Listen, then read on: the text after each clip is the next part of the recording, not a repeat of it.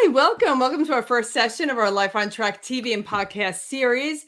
We're here to share with you how to get into the driver's seat of your own life, not my life, your own life personally and professionally. And we have an amazing guest here today, Dean Myers. And I want to read Dean's bio because I don't want to leave anything out. He's absolutely extraordinary.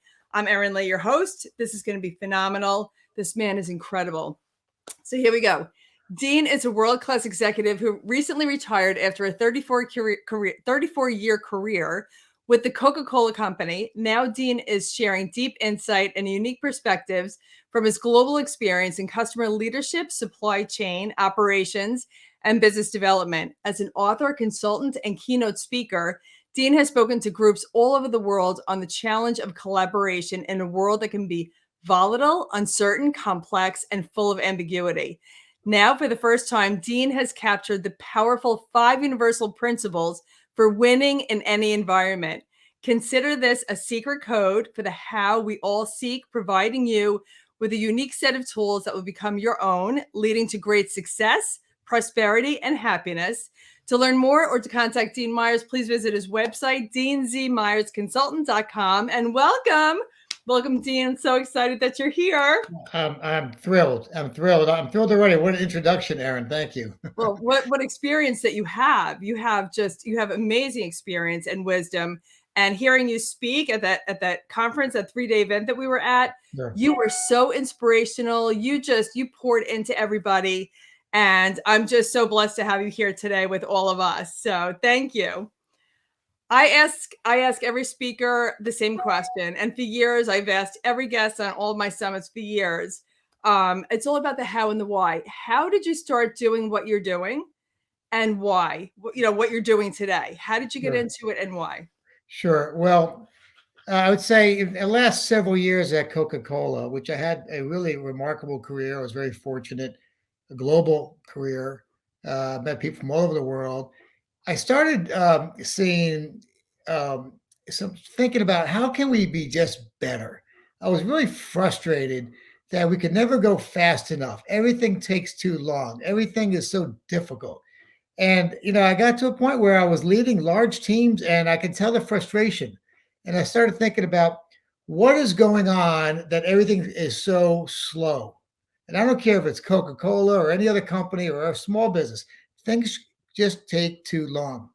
And I started thinking, where have I been when things went very well? And where have I been when things did not go well? And what were the common ideas around that? And through that, I started thinking there has to be principles, ways of being that work better than other ways. It sounds obvious, but in the fast paced business that you're trying to accomplish, you don't stop and think what's working, what's not, behavior wise. And so, from that standpoint, I started thinking about what were those behaviors, and I came up with 5.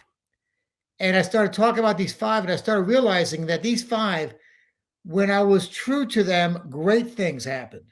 Not average, but great things happened. And when I violated these principles, not surprisingly, horrible things happened. Because when you're in the game for as long as I've been, there's plenty of failures. And you just hope there's a whole bunch more success. So that's really the genesis of the work. The other thing that kind of got me, I started talking to people outside of Coke in all walks of life, doctors, lawyers, policemen, firemen, teachers, a radiologist friend, and I asked them, what were the biggest challenges in your job? What is the thing you come home and tell your spouse about that really makes things tough? And it was never about being a policeman, fireman, lawyer, doctor, teacher. It was always about dealing with the people they must deal with that are sometimes difficult.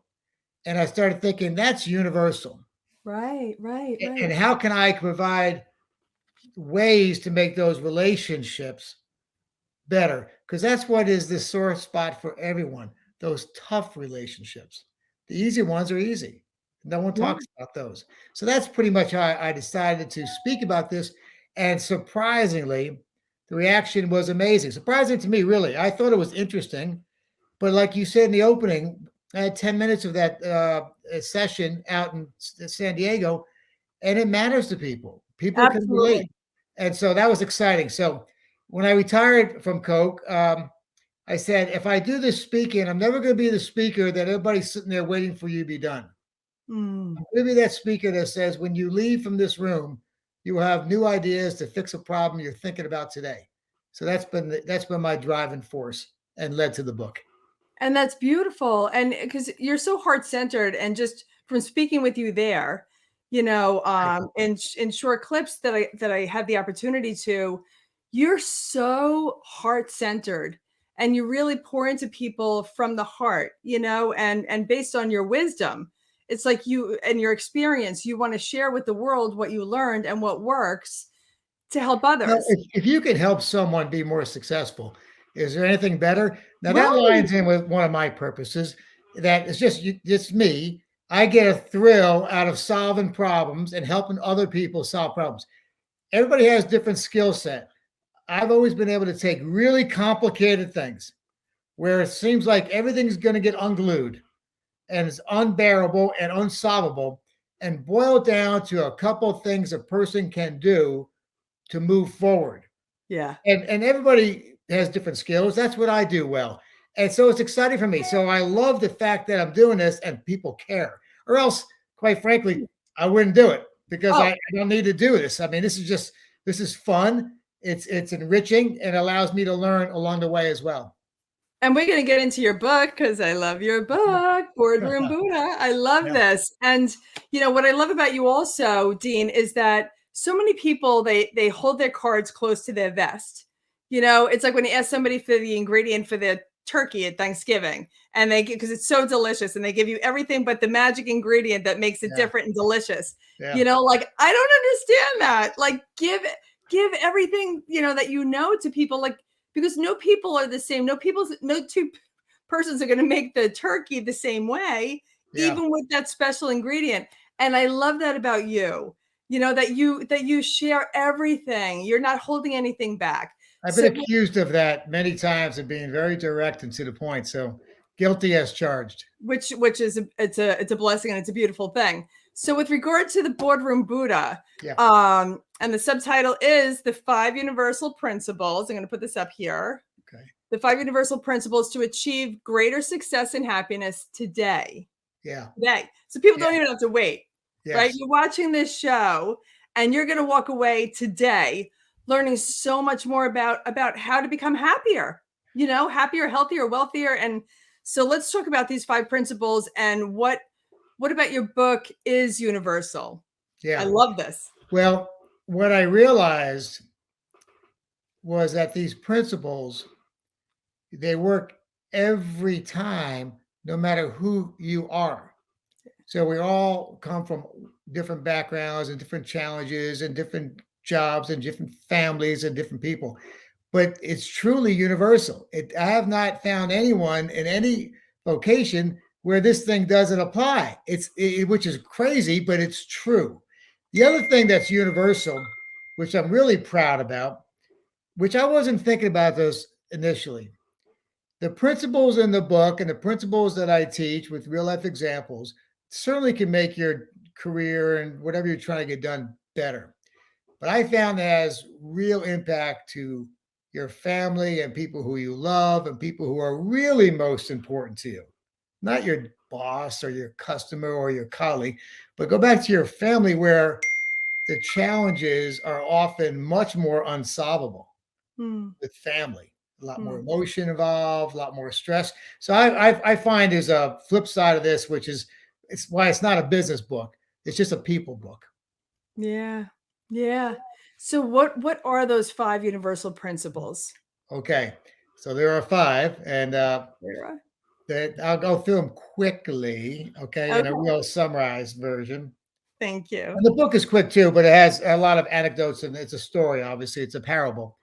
The first one I find is funny because I talk to a lot of successful people, which is kind of intimidating. I mean, you go to these events you and I've been to; these are really successful people. And so are you. Well, we're all You're one working girl. towards something, right? So Yes. the first principle, which I see violated all the time, is it's not about you. Well, Mm. how can that be? Because we love ourselves. We always want to do things for ourselves. I'm not saying you don't. I'm not saying you are not important. But when you act like it's only about you, It's amazing how that's a turnoff. Yeah. And it's shocking how people don't see that. Okay. It's shocking. And their ego gets in the way. And people walk away from you saying, I don't think I want to engage with that person anymore. That's not what you're trying to do. Yeah. And there's many examples of that when you feel like you've got to be talking about you, and everybody sees it. No one Yeah. wants to be around you, and it doesn't add value. It actually takes away value. The second one, which I find fascinating, I talked a little bit about this the last time, was make the invisible visible. You talk about how people don't give you the full recipe of the turkey marinade, right? Well, humans are humans, and we don't share everything with everybody, especially maybe the trust is weak. The challenge is you have to deal with people that maybe you don't like and they don't like you, but you have to deal with people. So if you look for what's not being said, like you're really interested, not kind of, through the motions, if you uncover what's most important to the other person, I promise you, they will be interested in what's most important to you. That's a Mm. guarantee. And unfortunately, they should care about you. Erin, who wouldn't care about what's most important to you? Everybody should. Well, they don't. Yeah. But they might once you show a real interest and uncover. The third one I talk about, talk about being creative, being curious beyond what you think you're being curious about. I've unlocked unbelievable things by just getting outside my comfort zone. Like, is this trip worth it? It's expensive, but maybe I'll do it and go a little further. It could be a waste of time, but I'm going to go somewhere where I'm not comfortable. And because what gets in the way is that we're all experts in what we do, but sometimes we think we're too much experts and there's no more room for something new. And that's such a limiting factor. And it really doesn't unlock the big idea. The fourth one I talk about is alignment, if you want to go fast, and adjust often. Haven't we seen that in the COVID world?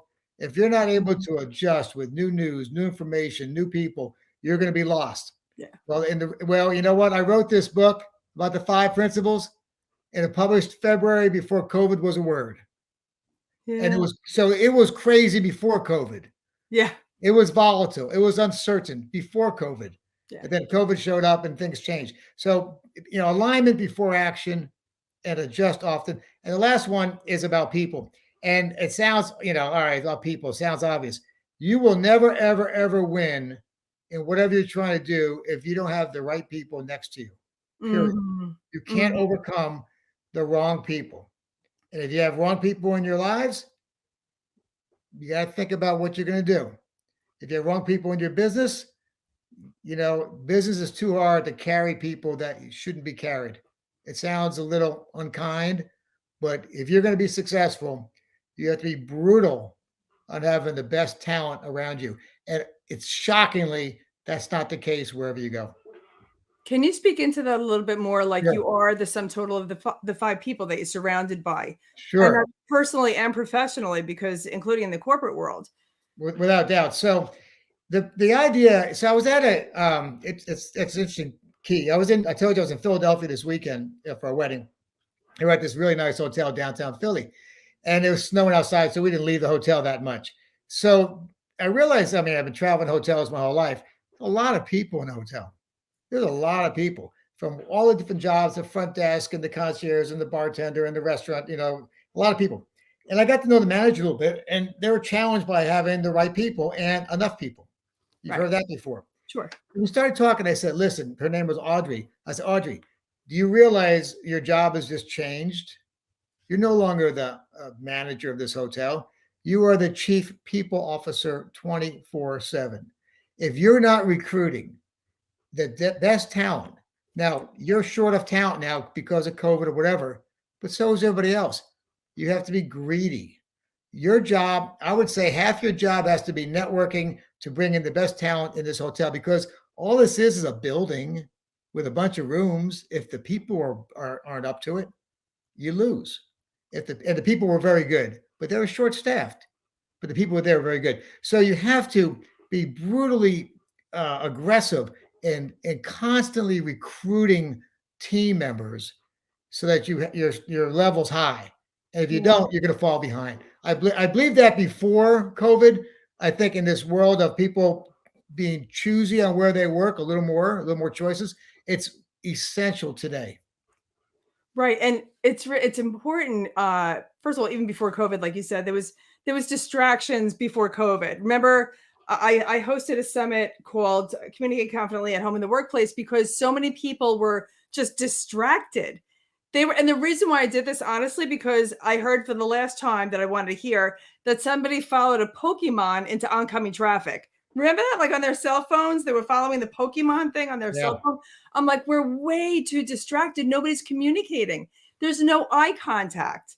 Everybody's looking at a screen. And I would Yes. love for you to speak based on all of your experience and like everything that you've done with Coca Cola and everything else leading up to that.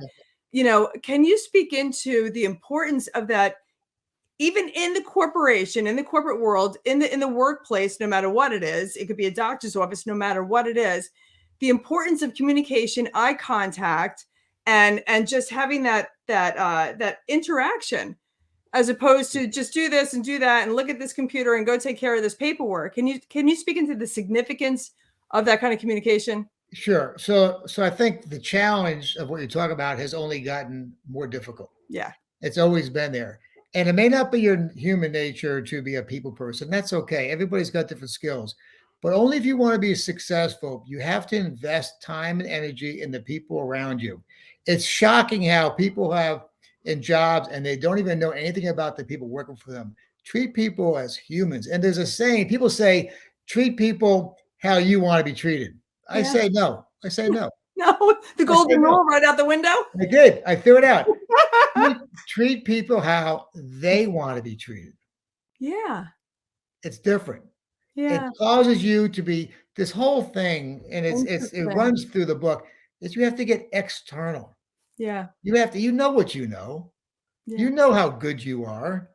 So what? You need to get external. In fact, I always thought, and I was wrong about this many times. All right, listen, I violated these principles way too often. But I remember I had a colleague and she would come up with the craziest ideas. We'd be in a staff meeting. I mean, nuts. And everybody would look at her and we'd move on. But I've got a different appreciation now. And in fact, when you hear the crazy ideas from people near you, dig in. You don't Mm, understand what the idea is about. You don't mhm, understand where he or she is coming from. mhm. I missed so much by being judgmental about that. But I'm much more aware that, oh, there's a crazy idea. And I could say that's crazy and move on. Or I could say is, you're not a crazy person. You're on my team. Tell me more about your idea because there's something there I don't understand. So in a broad sense, it's getting outside of yourself to create more for yourself. It's essential. So cool what you just said. So cool what you just said, Dean. It's like the book, The Five Love Languages, right? Like we all have our own love language, but to get to know the other person's love language so you can speak into that Sure. and establish that connection, whether it's your spouse, your children, your employees, your whoever it is. But I'm going to tell you where this thing matters most. Mhm. If we have a great relationship with someone, a trusted relationship, someone we know for years, you don't even, the principles happen because you're interested in have a conversation. But when you're under pressure or under stress, or you're meeting with a customer, and if you don't make this sale, you may not be able to pay your bills, or whatever pressure and stress you want to put into yourself. This is where the principles help you be successful. Because as humans, when we're under pressure and stress, we revert back to bad behaviors, which do not make the situation better. How many times you've been in an argument with someone and it got worse instead of better? Right. A Right. lot. And under pressure, it's who are you really is what shows up. It's what Yes, shows up, you have to try, really have some. I like to say these principles in the book are in my pocket.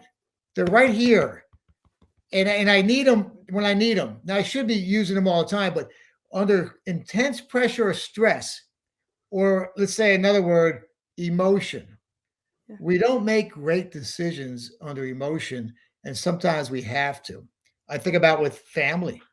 How much emotion is there with a brother, a sister, a spouse, a daughter, a son? There's always emotion. Yeah. Do you think that gets in the way of having good conversations? Yeah. I bet it does. Yeah. And it does with your colleagues. It does with the people you work with. It does with your customers. When emotion's in the room, you can't say it's not in the room. You have to be able to have tools to create value instead of doing what you used to do and both people walking out of the room shaking their head wondering, why did I even bother? And we've all had that conversation. Yeah. Yeah. And like you said, it's just a matter of taking the time to learn these tools, learn these strategies, you know. Yeah, and it's got to become natural to you too. It's not a gimmicky thing. You just have to be naturally interested in what's more important to the other person as a start, not when you're forced to. Right. You see what I'm Right. saying? Yeah, Yeah. that's how I look at it. I agree because and I also believe, and I believe you do also, that happiness truly is derived from having your hand out in service to help others. You know, when you're looking to help others, not just to please them like a people pleaser, but truly looking from the heart to help others, you know, that's where happiness comes from. That's where it's derived. Well, you know what? It is. I agree. And it leads to more happiness and more success. So I put happiness in there for a reason because too many people are at their job and they're really unhappy. Yeah. And to me, and I've had very few days in 30 plus years where I could say I'm unhappy about it. I've been very fortunate that way. I've Yeah. had my unhappy days. Don't get me wrong. Of course. All right. You've But got but faults. but if this can make your job, your satisfaction of what you do all day long, you're going to be a happier person. Who wouldn't be? And And so it's that's why the principles are not, it's not a business, cheat sheet. It's a right. people cheat sheet. Yeah, and it's a way of life. Like, you're Yes. giving them the tools, you're giving them like, literally, this is like gold, Well, like, you're giving them what they need to know to be able to develop those yeah. relationships at And the home and key at the work. key thing is, Aaron, and this is true as you've seen from the book, the principles are common sense, Yeah, but they're not common practice. right. This is the issue. I didn't recreate the wheel. The wheel's been around a long time. I didn't recreate the idea of having empathy. That's been around for a long time. But I put it in a way that you can utilize, especially under pressure and stress, to get things moving forward. Yes. And that's what all we're trying to do is keep things moving forward in a positive way versus a wasteful way, which we've Yeah. done as humans too often in our lives. So that's where it all triggers in. I love it. I love it. And this time is going so fast with you because Okay? you're Oh, so good. But I wanted to ask you because I know I wanted to talk about purpose. And in chapter 3 of your book has a lot there, which would individual self-awareness is powerful. I would yeah, love for you to speak into this. I love this, Dean. yeah, Can you speak into the individual self-awareness and how powerful that really is? yeah. Well, um, yes, self-awareness is everything, and it's not easy. Mhm. So I talk about in this story that, and I know this to be true, that every individual has a unique purpose of where, and I call purpose, where are you like when God intended you to be this way, the best of you? Yeah. Where is Erin when she's at her perfectly best possible way she can be for Erin?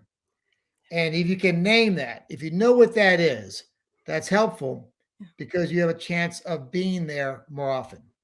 On the flip side, I think people have, I'll call it the dark side. I talk about in chapter 3 that who are you, Erin, that you're embarrassed to be, that you know is not the right way to be, but it's who you are at times for whatever reason, where no one would be proud of your behavior when you're that way.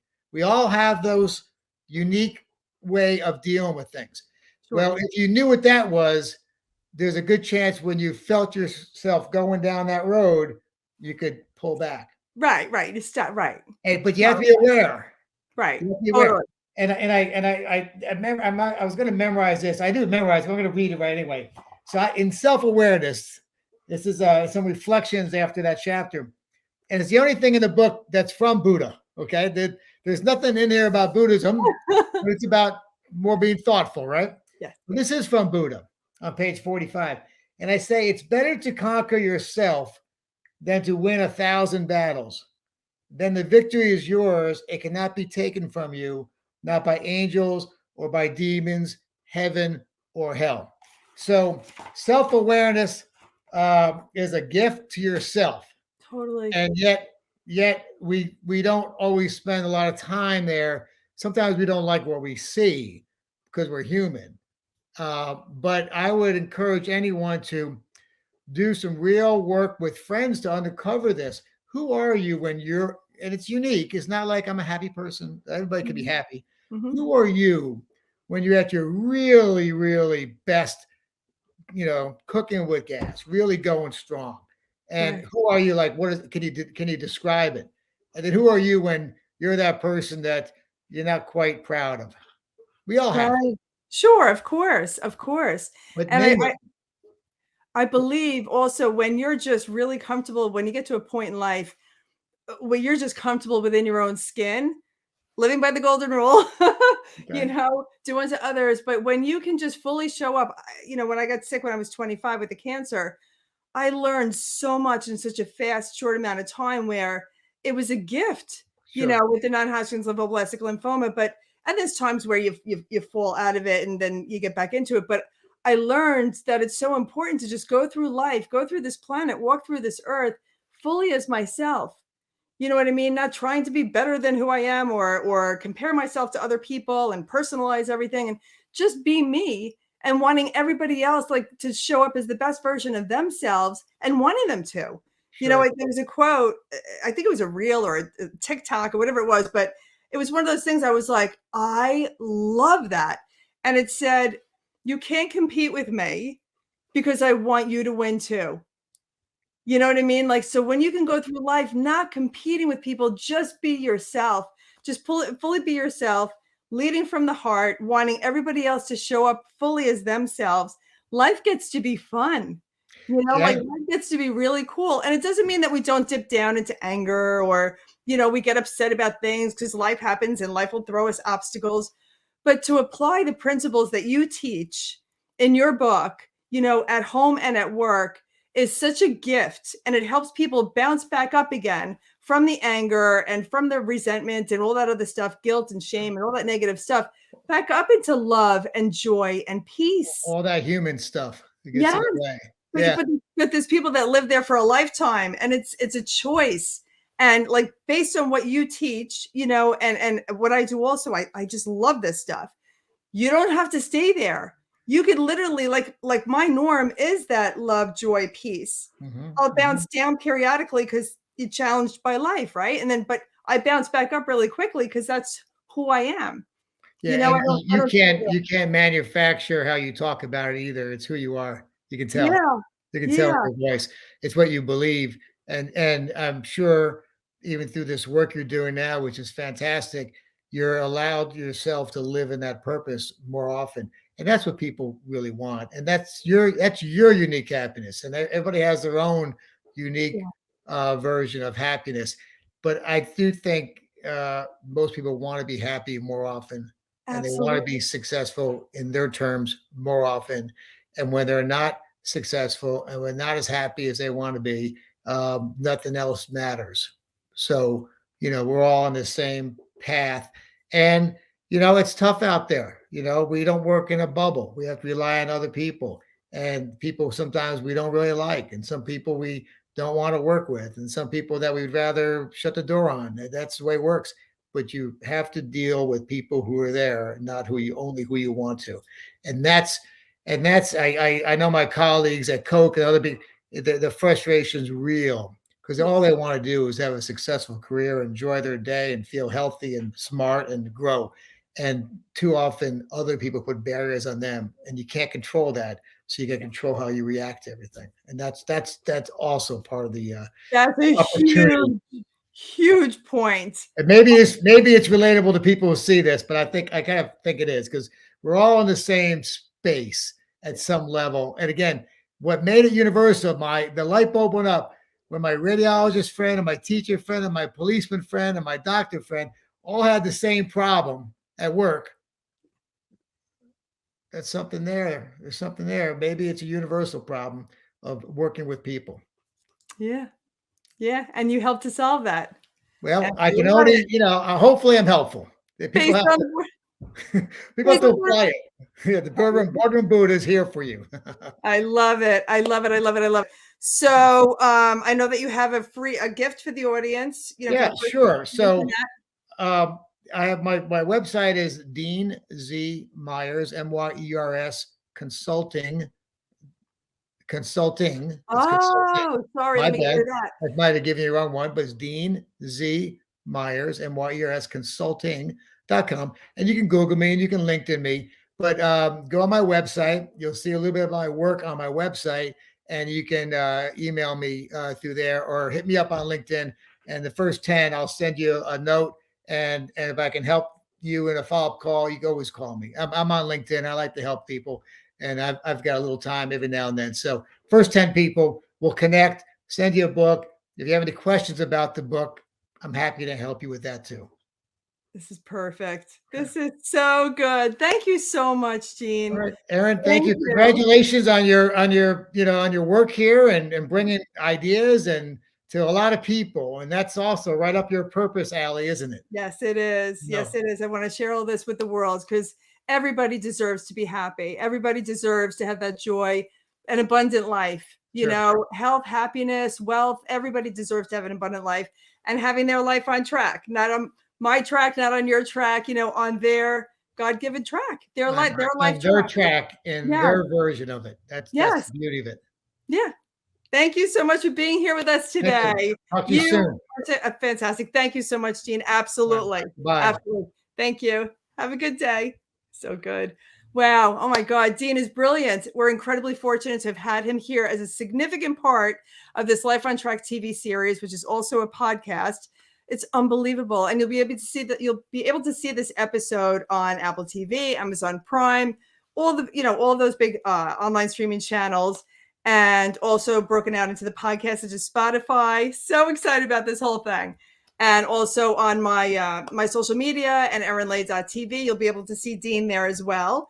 And this has just been so amazing, absolutely amazing. So stay tuned each Monday as my guests and I bring you more information and insight on how you can get your life on track. And have a magnificent day, everyone. And always remember to live onward and upward. Love you.